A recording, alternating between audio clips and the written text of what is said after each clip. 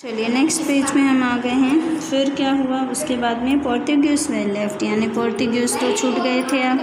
अब छूट गए विथ दीव दमन गोवा, दीव दमन गोवा से वो लोग छूट गए। फिर while French had there trade centres है चंद्रनगर, अब फ्रेंच ने अपना जो ट्रेड सेंटर्स है वो चंद्रनगर, माहे, कराकल एंड पौंडीचेरी को बनाया।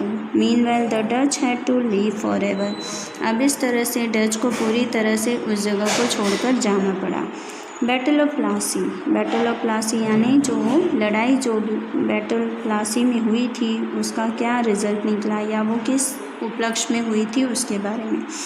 Siraj-ud-Daulah was ruling over Bengal. Due to his impulsive nature, he had some opponents in his state. During this period, the British East India Company built a fortress around the trade center in Kolkata on pretext of security reasons without taking the permission of the Nawab. But Nawab Sirajuddaulah destroyed the fortress.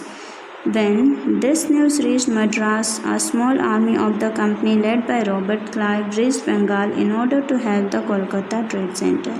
अब सिराजुद्दौला जो कि बंगाल के ऊपर lead कर रहे थे या बंगाल के ऊपर जिनका शासन चल रहा था, due to his impulsive nature, अब उनका जो भड़कने वाला स्वभाव था उसके कारण उनके बहुत सारे अपोनेंट्स थे, यानी कि बहुत सारे विरोधी थे।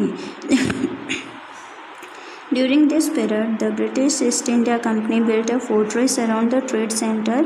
अब उसी दौर में ब्रिटिश ईस्ट इंडिया ने इसका फ़ायदा उठाया और उन्होंने आजू बाजू के सभी लोगों के ऊपर अपना हक जमाना शुरू किया। सेंटर बनाया कोलकाता को, और सेंटर कोलकाता को इसलिए बनाया गया क्योंकि उसकी सिक्योरिटी रीजन, सिक्योरिटी वहाँ की काफ़ी अच्छी हुआ करती थी विदाउट टेकिंग द, लेकिन ये सब काम उन्होंने कर लिया बिना किसी के परमिशन लिए, और परमिशन उनको तब लेनी चाहिए थी नवाब की परमिशन के बिना उन्होंने इस सब कारोबार की शुरुआत करी। जब नवाब सिराजुद्दौला को पता चला तो उन्होंने इस चीज़ को पूरी तरह से डिस्ट्रॉय कर दिया या तहस नहस कर दिया। When this news reach Madras, जब इस न्यूज़ के बारे में मद्रास में पता चला तो small army of the company, अब वहाँ पे कंपनी की एक छोटी सी आर्मी आई फाइट करने के लिए, लेड बाय रॉबर्ट क्लाइव, जिसके जो मेन हेड थे वो रॉबर्ट क्लाइव थे। Reached Bengal in order to help Kolkata, वो वहाँ पे कोलकाता की मदद करने के लिए अपनी छोटी सी आर्मी के साथ पहुँचे। In spite of the army of the East India Company being strong, they realised that it was not easy to defeat the Nawab's army. अब वहाँ पहुँचने के बाद जब उन्होंने ईस्ट इंडिया कंपनी का सामना किया तो वहाँ पर उनकी हार हो गई, और हार जाने के बाद में उन्होंने उनको ये पता चला कि नवाब की आर्मी को हराना इतना आसान नहीं है। So Robert Clive resorted to treachery, अब रॉबर्ट क्लाइव ने नई चीज़ों की शुरुआत करी कि नई तकनीकों का उन्होंने निर्माण किया कि किस तरह से उन्हें हराना चाहिए। Conspiracy was planned in order to defeat the nawab, अब नई तकनीकों का उन्होंने शामियाना किया जिसकी वजह से उनको नवाब को हराया जाए। In which the nawab's commander in chief Mir Jafar and Seth Hamid चंद व कोक्स टू जंग, अब जिसमें नवाब के जो कमांडर इन चीफ थे मीर जाफ़र और सेठ हमीद चंद को अपने साथ जोड़ने के लिए प्लान बनाया गया। On the pretext that the Nawab is unnecessarily harassing the people, a war was declared at the ground near village named Plassey, और इसी चीज़ को लोगों तक पहुंचाया गया। लोगों को जब इस बारे में पता चला कि लोगों को परेशानी फैलाने के लिए नवाब ने ये कदम उठाए हैं, तब वहाँ गांव के कुछ लोगों ने लड़ाई की ठान ली, और यही जो छोटी सी लड़ाई छिड़ी या जंग छिड़ी थी उसी जंग को कहा गया Plassey. According to the plan, Mir Jafar lost the battle, Sirajuddaulah was defeated.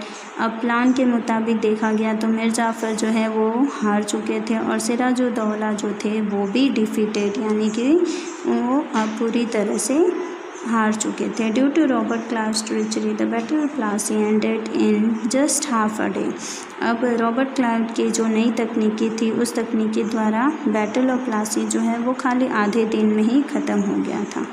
The company, as a result, got a freehold over 24 Parganas, अब इसी वजह से जो कंपनी थी उसे रिज़ल्ट के तौर पर देखा गया तो 24 परांगन्स, यानी कि 24 अलग अलग परांगन्स की उनको सहमति मिल चुकी थी। Mir Jafar was made the Nawab of Bengal, इसीलिए मीर जाफ़र क्योंकि 24 परागण की उनको सहमति मिली थी, इसलिए वो वहाँ के नवाब बन चुके थे बंगाल के। Thus the foundation of the company's rule in India was laid with the battle of Plassey in 1757। अब इसी तरह से कंपनी का जो रूल था उसकी वजह से बैटल ऑफ प्लासी जो लेट हो गई, यानी कि वो वहीं पर ही छूट गई, या वो वहाँ पर बैटल ऑफ प्लासी के नाम से स्थापित हो गई, जो कि 1757 की बात है। अब नेक्स्ट है battle of Buxar. Battle of Buxar में क्या हुआ, किसने इस लड़ाई को लड़ा और किसकी जीत हुई, कौन हारा, इसके बारे में अब हम जानेंगे।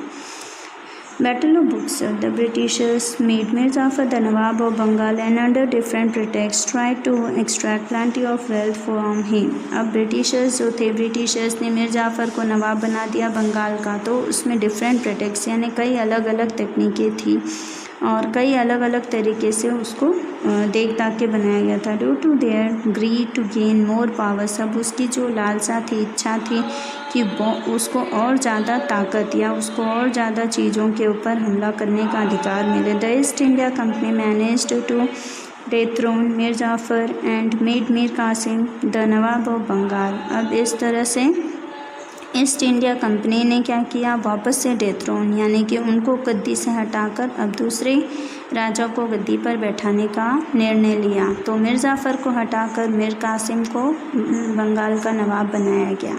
Mir Qasim prove to be more ambitious than Mir Jafar. Mir Qasim जो थे वो मीर जाफ़र से ज़्यादा उत्तेजित थे। एंड दस became a threat for the company.